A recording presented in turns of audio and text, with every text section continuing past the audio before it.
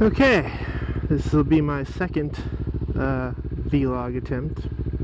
I guess it's not really an attempt because I'm pretty sure it works now. I'm out at the community center for Peoria, Arizona, and I thought I would take a stab at doing something instructional. There's no shortage of really good vlogs out there on, you know, starting off, cornering, you know, the parts of your motorcycle. So I'm going to go ahead and skip over those and go on to what I consider a topic that I had some trouble with finding out some good direction and guidance,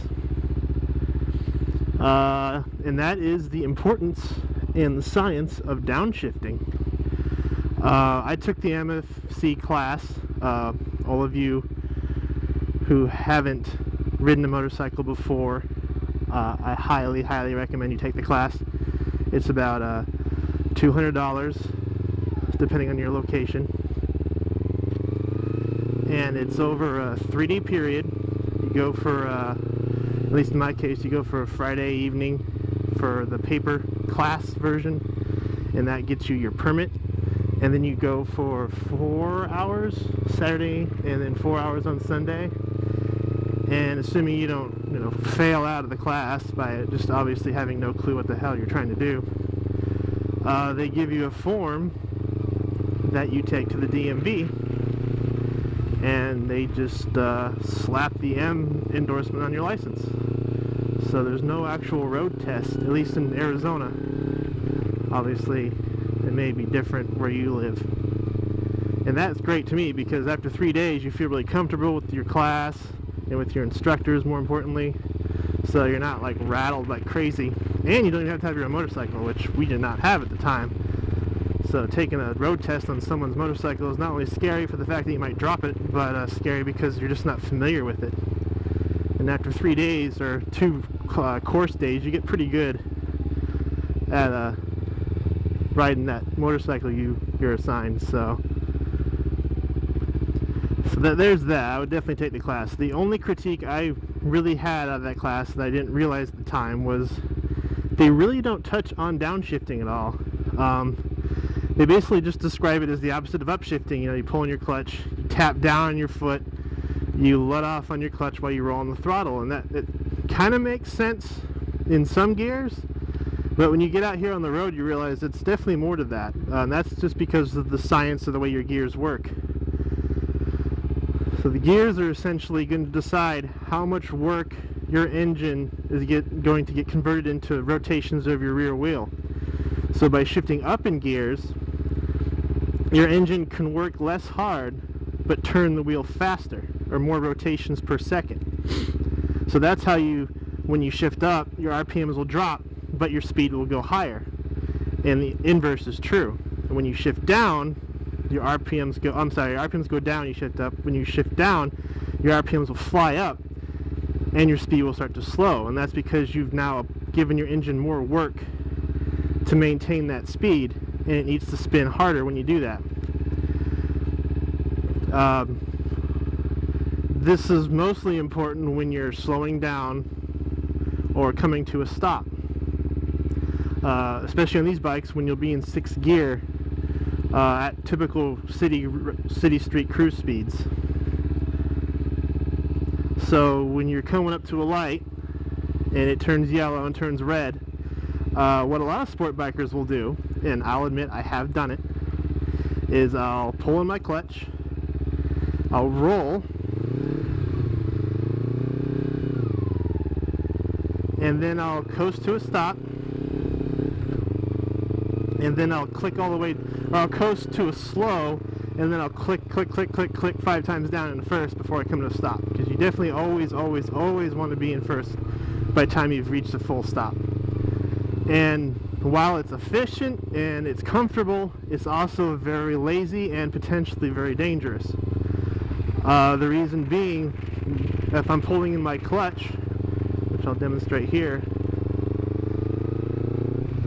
your RPMs fall like a brick, and suddenly, oh crap, a car's coming out in front of me, my bike jerks because I let the clutch back in, suddenly the engine is retasked with working, and the rear wheel literally spins the engine. So that initial shock of the engine going, oh shit, makes your bike lurch. And I was only going 20 miles an hour, so if I was going 45, that jerk is going to be pretty intense.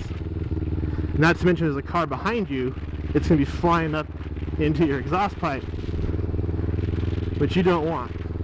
That's a fender bender in a manual transmission car, but that is a potential fatality on a motorcycle.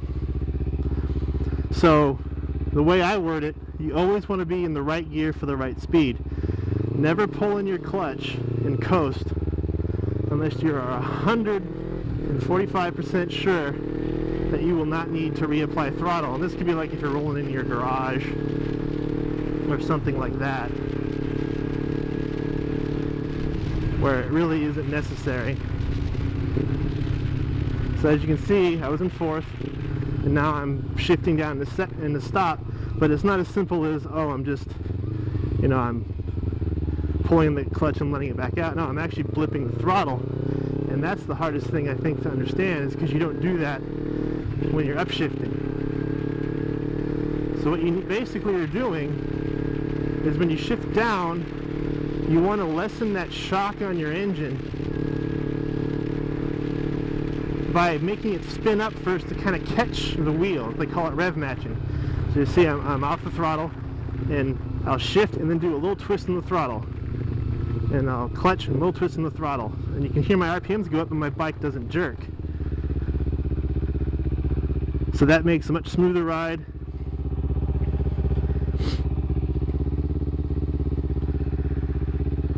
And it doesn't alert people behind you as you suddenly start slowing down very radically, which makes their life easier. If you can make their life easier, they're less likely to flatten you out there.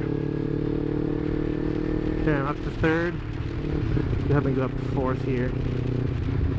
Do a little slow. You know the rules from the class: inside, outside, inside. Then here we'll come up, we'll blip down to third, blip down to second. And it looks like we're gonna have to stop, so we'll click down to first and stop. So I'm in first gear. I'm in the right gear that I want to be for this speed. So if someone was coming up behind me and they weren't slowing down, I could immediately get out of there.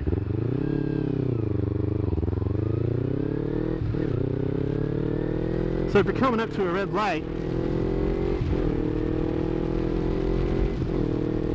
you can always be in the right gear by just shifting down as you decelerate. Make sure you keep your brakes braking,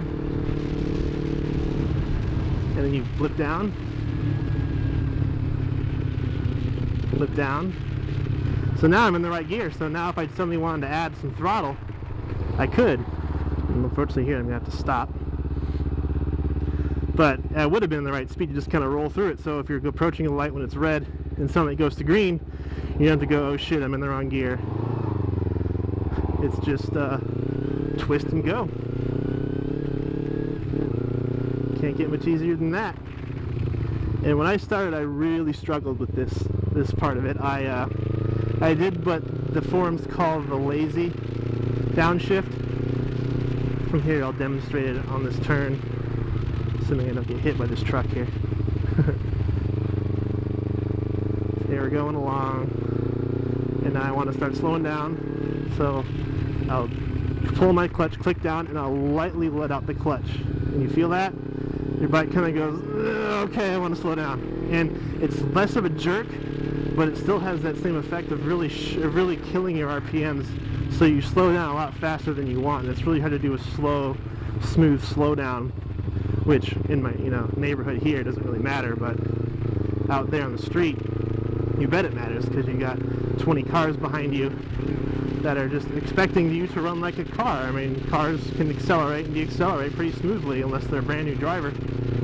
So part of being good at your motorcycle is being able to mimic smooth acceleration, deceleration. So I mean, I'm not going to say it's all class and no art. It's not all science and no art. I mean, there's definitely an art to it. There's definitely some practice to it.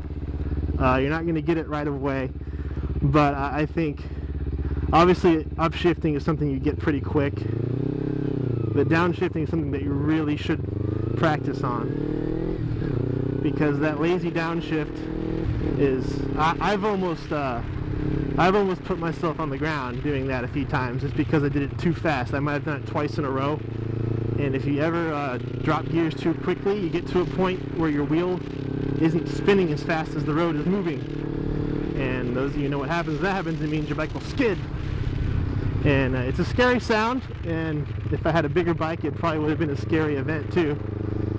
Thankfully the 250 again saves you by not letting you do too dangerous, so I just kind of skidded for like a half second and didn't lose any of my momentum or anything, but it definitely freaked me out.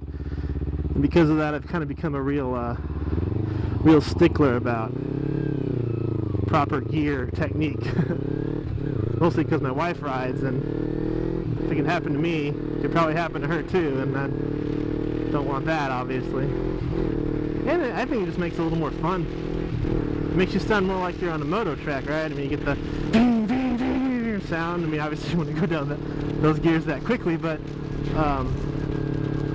it definitely doesn't sound as like as the lazy downshift is.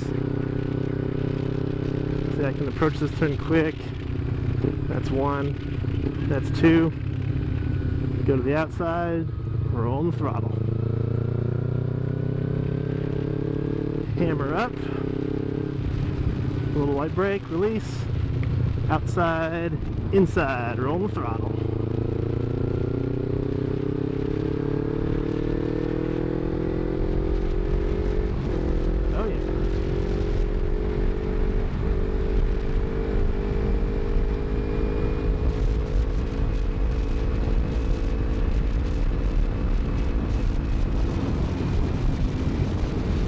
Now we're approaching pretty good road speeds, 50 miles an hour, 5,500 RPMs.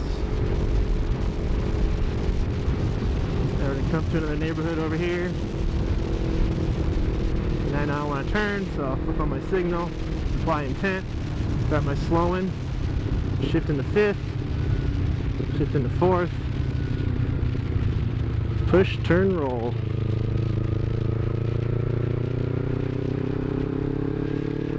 Fifth, back to the sixth. Let's see, a car turns out there suddenly, I can brake, downshift, and with my braking, when you downshift, it adds more resistance to your engine rotation, so you slow down faster. So slowing in sixth gear, or worse, slowing when you have your clutch pulled all the way in, takes a lot longer, just the amount of feet you're going to travel before you come to a stop, and that's called engine braking. It's pretty important when you're braking in your engine, which I guess technically I still am. It'll help the resistance of your engine help slow you down, and it also helps stretch out the metal in the engine, which is good for the braking. At least that's what I read. And the tech guys at various dealerships tend to agree with me, so that's the logic I'm going with. Here we'll kind of come up in this neighborhood here and call it an afternoon. Flip on my turn signal, downshift, brake, and roll. Downshift. And it's hot today, so we'll go in the shade. So I hope that rambling makes some sort of sense. I guess the core thing to remember is downshift. You're going to want to pull on your clutch, click down at like the same time, and then like a quarter of a second afterwards, you blip, you blip, you blip. It's a small, it's a fast motion. It took me some getting used to, and there's some videos out there on YouTube that show some motocross people doing it, and it helped me understand what actually you're doing. So once you get it down though, you feel a lot safer out there. I really felt like when I was downshifting before, I was literally at the mercy of a car behind me really knowing what I was doing, and obviously the safest way to ride a motorcycle is with the expectation that every person in a car is trying to kill you, so that just wasn't a smart way to ride. So hopefully that's helped you. It's definitely helped me.